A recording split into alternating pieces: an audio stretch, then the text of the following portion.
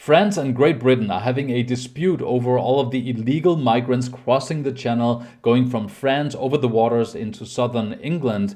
Now, this is becoming a big issue for the UK government because in just one day, one city, Dover in southern England, had 800 illegal migrants coming in from France alone in one day, right? So this is becoming a huge issue.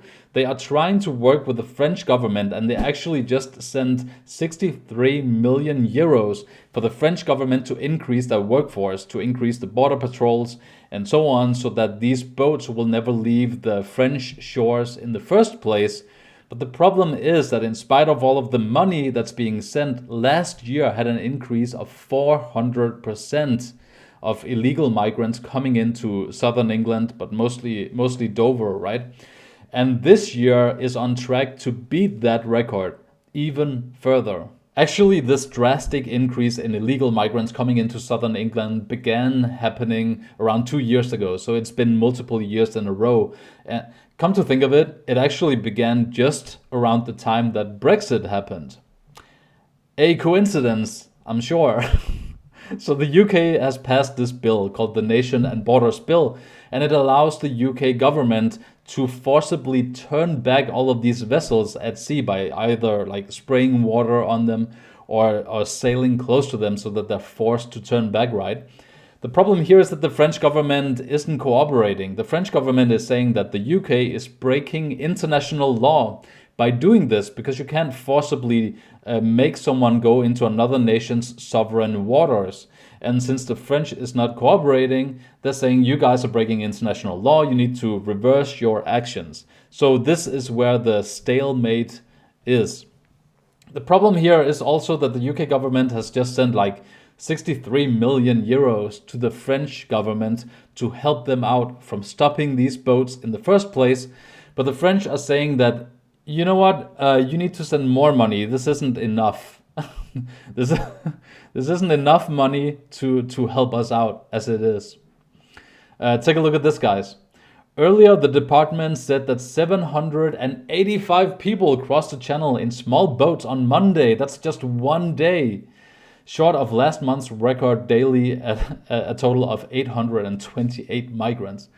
Patel, the Home Secretary of the UK, Priti Patel, started a war of words on Monday when she told MPs that Britain could withhold 54 million pounds or around 64 million euros.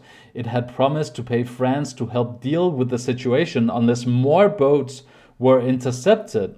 Conservative MPs have called for the Home Secretary to break international law and send all migrants arriving illegally by boat straight back to France. A detailed rebuttal from the French Interior Ministry on Tuesday warned the UK not to attempt any action that was contrary to international law, saying there would be consequences if Britain refused to hand over cash that was agreed in July to combat small boats crossings. So this is a lot of money that we're talking about. And now the French are saying that, listen, you guys promised us this money. First of all, we're going to need the money to effectively stop more boats than we're stopping right now. But the UK government is saying, you guys are not stopping any boats. Yeah, the numbers keep going up. If you're not stopping any boats, then why are we sending you money, right? The problem for the Brits is that right now, practically a lot of these Coast Guard members can't follow the orders of the UK government because oftentimes these migrants sail across on these fragile boats or these dinghies and you can't just spray water on them, assuming, hoping that they survive once they hit the water, right? You can't really manage it in that way. It's just gonna create a lot of chaos. And then on top of that, the French government is saying that you guys are breaking international law because you're trying to push these migrants who technically you don't know where they come from. That's what the French government is saying. You're trying to push them into our sovereign waters, and that's breaking international law, which technically it is. But on the other side, you can see why the Brits are trying to control this situation when they obviously are coming from France. Check this out. The French ministry said it had prevented more than 1 in 2 crossings since January, or more than 10,000 migrants, after deploying considerable and constantly increasing resources. So they say that. I think that's a bit fishy, because the numbers each year, also since January, have been increasing rapidly. So they might be stopping, they might be actually be pouring resources into this. But the problem here is that the numbers, they keep going up, right? The numbers, and you can't really explain that away with saying that, listen, we're stopping 1 in 2 boats from sailing across. Because if that was the case, you would begin to see a drop in all of these migrants trying to come across. Also remember that this is an election year for the French President Emmanuel Macron, and national security is a huge issue right now in France. So it wouldn't be crazy to think that the French government would be fine with indirectly offloading all of these migrants onto Great Britain. I'm not saying that they do this on purpose, but if you look at it from a French perspective, this would be a win all around for Macron. If you're the Macron government, you wouldn't mind having some of all of these migrants that are piling up in the streets of Paris. You wouldn't mind, because they're waiting to be processed by the French government and the process is super slow. You wouldn't mind having a lot of them just kind of be put on boats and just go to another country for them to take care of it. And as a government, you're trying to say that, look, we're stopping, we're doing what we can, we got money from you guys, we're doing what we can. But practically, we're not seeing the numbers go down. So it wouldn't be a far stretch to say that the government, at the very least, this would be a win-win for the Macron government, to have some of these migrants be put into other countries, thereby alleviating some of the heavy financial burdens of the French government that these migrants put on the French government. So I'm not saying that the French government is definitely doing this. I'm just saying Macron is a clever politician, and if he could get a lot of money and at the same time offload all of these migrants into another country, it would help his country's economy, and I think that's difficult to underestimate in an election year. So the UK government is sending all of this money to the French government. But now the Home Secretary Priti Patel of the UK government is saying that, look guys, you're not fulfilling your part of the promise. We promised to send you guys money, but if you don't stop all of these boats, then why would we keep sending it, right? Now the French government is responding, and they are saying that we won't be blackmailed over UK's migrant boat pushback plan. Take a look at this.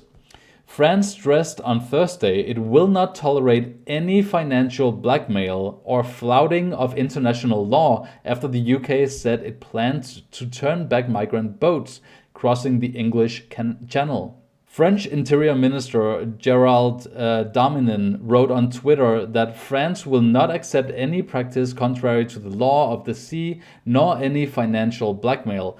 Britain's commitment must be kept, he said, adding, the friendship between our two countries deserve better than posturing that undermines cooperation between our services. So when he says undermine cooperation between our services, he's talking about a few reports that came out that were reporting on how the Brits were training to forcibly push back these migrant boats. He also addresses that here. We call on the British government to be cautious about the announced use of operating methods to combat attempted sea crossings, which would not only be dangerous for the men, women, and children on board these boats, but would also be contrary to international law. Which, it's always good to look a little morally superior by saying stuff like this, but it's not like the French government couldn't stop this issue if they wanted to.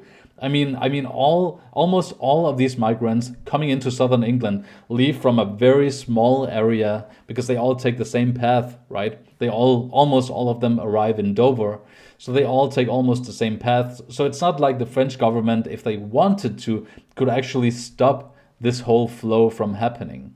So that's the stalemate. The Brits, they have to stop these massive amounts of migrants coming into Dover in southern England and other places.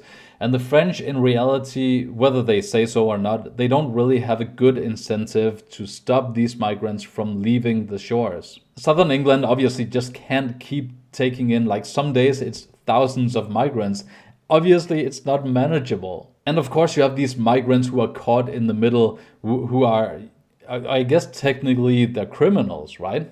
Because if you think about it, they willingly break the law by going this way to England illegally. But that's not popular to say because people are always like, don't you care about these migrants? And honestly, not a lot. Because I'm 36, I read the news all day. At this point, I'm pretty much dead inside. My emotions are gone. Sometimes when I see a beautiful sunrise or I see my girlfriend smile or she's happy, then I almost feel something. I talked with a friend the other day and she was like, just do whatever feels right. I mean, what in Hades? First off, bad advice. I'd be eating candy like all day long, okay? And secondly, if I were to go on my feelings, I'd be going pretty much nowhere because they aren't here. Having said that, of course I care about migrants in horrible situations who are breaking the law.